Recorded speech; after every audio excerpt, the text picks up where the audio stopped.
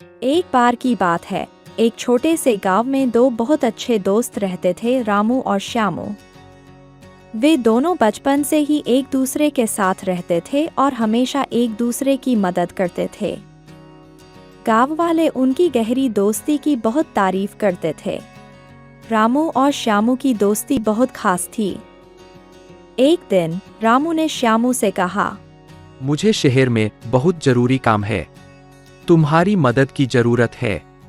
मैं कुछ पैसे तुम्हें दे रहा हूँ।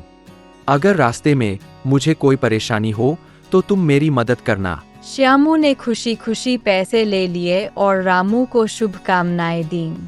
रामू शहर के लिए निकल पड़ा, लेकिन जैसे ही वह रास्ते में पहुंचा, उसे एक झगड़ालू आदमी मिला। उस आदमी ने उसे लूट लिया और उसकी जेब में रखे सभी पैसे छीन लिए। रामू को बहुत चोट भी आई और वह बहुत परेशान हो गया। रामू ने सोचा, मुझे श्यामू को फोन करना चाहिए और उसे बताना चाहिए कि क्या हुआ। श्यामू ने तुरंत रामू का फोन सुना और उसकी परेशानी को गंभीरता से लिया।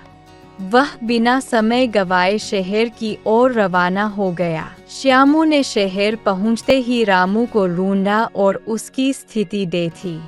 रामू को चोट लगी थी और उसके पास कोई पैसे नहीं थे। श्यामू ने उसे सांत्वना दी और कहा, चिंता मत करो, मैं तुम्हारी मदद के लिए यहाँ हूँ। उसने तुरंत अपने घर से लाए गए पैसे रामू को दिए और उसकी चोटों का इलाज करवाने की व्यवस्था की। तुमने मेरी इतनी बड़ी परेशानी में मेरी मदद की। मैं जानता हूँ कि बिना तुम्हारी सहायता के मैं इस मुश्किल से बाहर नहीं आ सकता था। रामू ने श्यामू का धन्यवाद किया और कहा, दोस्ती का असली मतलब यही है। जब भी तुम्हें मेरी जरूरत पड़ी, मैं हमेशा तुम्हारे साथ हूँ।